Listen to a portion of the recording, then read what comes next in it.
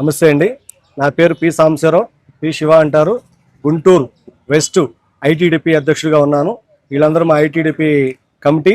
ఈరోజు స్టేషన్కి రావడానికి కారణం ఏంటంటే, మా పశ్చిమ నియోజకవర్గమైన మా ఎమ్మెల్యే గారు గల్లా మాధవ్ గారి మీద కొంతమంది సోషల్ మీడియాలో వాళ్ళ ఇష్టం వచ్చినట్టుగా కామెంట్లు చేయటం, చెప్పుకోలేని విధంగా బాడీ షేమ్ చేయటం, చెప్పుకోలేని విధంగా బూతులు మాట్లాడటం, ఇవి చేస్తున్నారు. ఇదే విషయం మీద గత వారంలో మా ఎమ్మెల్యే గారు ప్రెస్ మీట్ పెట్టి మరీ ఖండించడం జరిగింది. ఖండించడం జరిగిన తర్వాత కూడా వీళ్ళ ప్రవర్తన ఇంకా పెరగడం జరిగింది.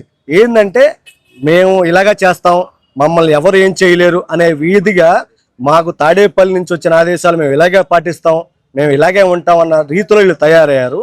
ఎలా అంటే, వీళ్ళు బీసీ మహిళ అయినా సరే, ఒక ఎస్సీ మహిళ అయినా సరే, వీళ్ళకి కులాలతో, పార్టీలతో, ప్రాంతాలతో సంబంధం లేకుండా వీళ్ళకి కేవలం ఏంటంటే బాడీ షేమింగ్ చేయటం, బూతులు పెట్టడం, వాటిని చూసుకొని పైశాసిక ఆనందం పొందటం వీళ్ళకి, వీళ్ళ నాయకుడికి ఇదొక పరిపాటి విధానం అయిపోయింది.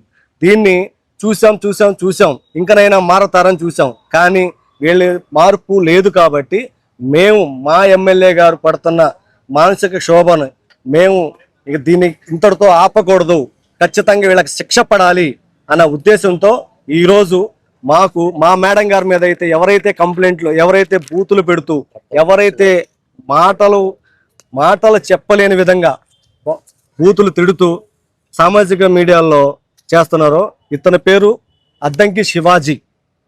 ఇతను ఏ విధంగా ఉందంటే, ఎవరిని వదిలిపెట్టట్లేదు. చివరికి సీఎం గారు,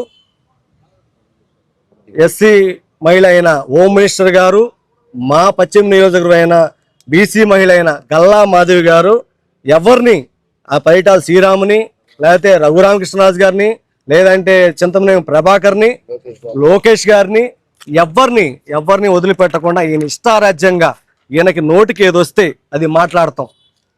ఇదండి ఒక మహిళను మాట్లాడే మాట ఇదా? వీళ్ళ ఇంట్లో మహిళలు లేరా? వీళ్ళకి ఉంటారు కదా ఇంట్లో అమ్మ, పెళ్ళం, పిల్లలు అనేవాళ్ళు ఉంటారు కదా, వాళ్ళ ఇంట్లో కూడా మహిళలు ఉన్నారుగా.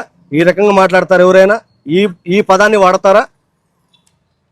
ఇంకా ఇదే కాదండి, ఇంకా చాలా ఉన్నాయి, అవి కూడా మీకు చూపిస్తా నేను. ఇదిగోండి, సీఎం గారి మీదే, సాక్షాత్తు రాష్ట్ర సీఎం గారి మీదే ఇతను పెట్టిన చూడండి, కమ్మ, కులం పేరెత్తి కమ్మ అని పెట్టి ఇతను చేస్తున్న ప్రచారం చూడండి. కాబట్టి దీన్ని మేము ఇంతటితో వదిలిపెట్టకుండా ఖచ్చితంగా ఎవరైతే ఈ రకంగా పదజాలాలు చెప్పుకోలేని బూతులు వాడుతూ బాడీ షేమింగ్ చేస్తున్నారో, ఈ అద్దంకి శివాజీ అనే అతని మీద నగరంపాలెం స్టేషన్లో కంప్లైంట్ చేయడానికి వచ్చాం. ఇతన్ని మేము ఎట్టి పరిస్థితుల్లో, ఇలాంటి ఎవరైతే సైకోలుగా మారి ఎవరైతే తాడేపల్లి వీళ్ళకి ఏదైతే ఆదేశాలు వచ్చినాయో దాన్ని చూసుకొని సోషల్ మీడియాలో బూతులు పెడుతున్నారో వీళ్ళందరికీ ఒకటే చెప్తున్నాం, ఖచ్చితంగా ఐటీడీపీ అనేది మిమ్మల్ని ఎవరిని వదిలిపెట్టదు.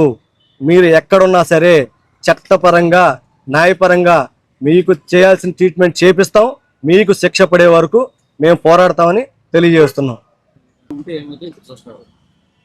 ఇది చూడండి, ఎస్సీ మహిళ అయిన రాష్ట్ర హోంశాఖ మంత్రిని కూడా ఇతను వదిలిపెట్టలేదు.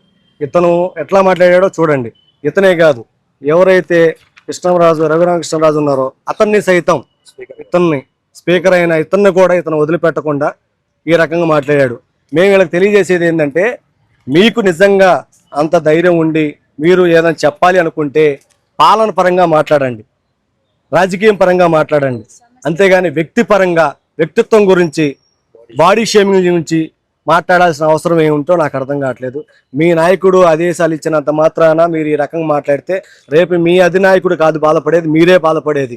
రేపు చట్ట చర్యలు మీ మీద ఉంటాయి, మీరే దానికి బాధ్యతలు వహిస్తాలి, శిక్ష అనుభవించేది మీరే. కాబట్టి ఇంక నుంచి మీ పంతం మార్చుకోండి. ఏదైనా ఉంటే పాలన పరంగా కామెంట్ చేయండి, పాలన పరంగా క్వశ్చన్ చేయండి, దాన్ని మేము ఎదుర్కొంటాం. అంతేగాని ఏమీ లేకుండా ఫేక్ ఐడీలు పెట్టుకొని ఫేక్ వీడియోలు పెట్టి మీ ఇష్టారాజ్యంగా పదాలు చెప్పలేని విధంగా బూతులు వాడతామని మీరు అనుకుంటే ఇది సహించేది కాదు. మిమ్మల్ని చట్టపరంగా తీసుకొచ్చి మీకు కఠిన చర్యలు, శిక్షలు పడే వరకు ఐటీడీపీ పోరాడుతుంది.